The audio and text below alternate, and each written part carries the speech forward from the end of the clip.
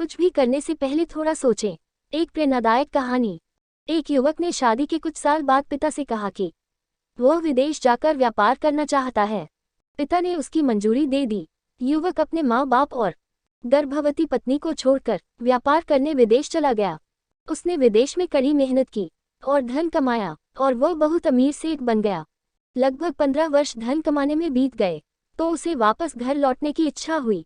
पत्नी को पत्र लिखकर उसने आने की सूचना दी और जहाज में बैठ गया। वह सेठ कुछ दिनों बाद अपने नगर पहुंचा। नगर के एक चौराहे पर ही उसने देखा कि एक व्यक्ति एक बोर्ड के साथ खड़ा था। उस बोर्ड पर उसने लिख रखा था, बेशकीमती ज्ञान के सूत्र। सेठ ने उस व्यक्ति के पास जाकर पता किया तो उसने बताया कि मैं बेशकीमती ज्ञान के सूत्र बेच रहा हूँ।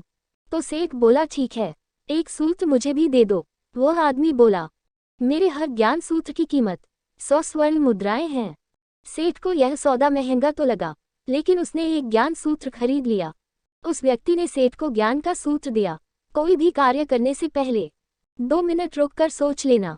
सेठ ने वो सूत्र अपनी डायरी में लिख लिया। सेठ को अपने घर पहुंचते पहुंचते रात हो गई। सेठ ने सोचा, इतने सालों बाद लौटा हूँ तो क्यों ना सीधे पत्नी के पास पहुंचकर उसे सरप्राइज दूं। घर के चौकीदारों को इशारों से अंदर कुछ भी कहने से मना कर दिया और सीधे पत्नी के कमरे में गया।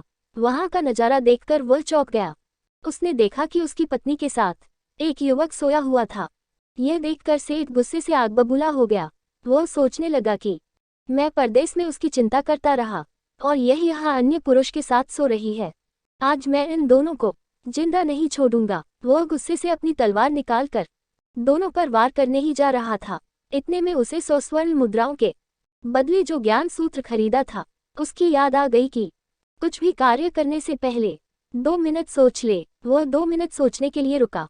उसने तलवार वापस पीछे हटाई, लेकिन वो किसी बर्तन से टकरा गई। बर्तन के गिरने की आवाज से पत्नी की नींद खुल गई। आंख खोलते ही उसने अपने सामने अपने पति को देखा तो वह बहुत खुश हो गई और बोली, आपके बिना जीवन सूना सूना था। इंतजार में इतने वर्ष कैसे निकले यह मैं ही जानती हूँ।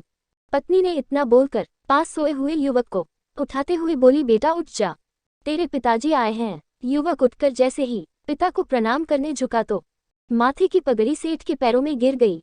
उसके लंबे लंबे बाल बिखर गए। सेठ की पत्नी ने कहा, यह आपकी बेटी है, इसके सम्मान को कोई आंच न आए, इसलिए मैंने इसे बचपन से ही पुत्र के समान पालन पोषण और संस्कार दिए हैं। यह सुनकर सेठ की आंखों से आंसू की धारा बह निकली।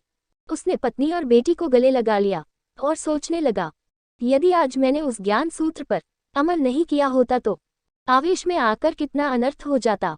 मेरे हाथों से मेरा ही निर्दोष परिवार खत्म हो जाता।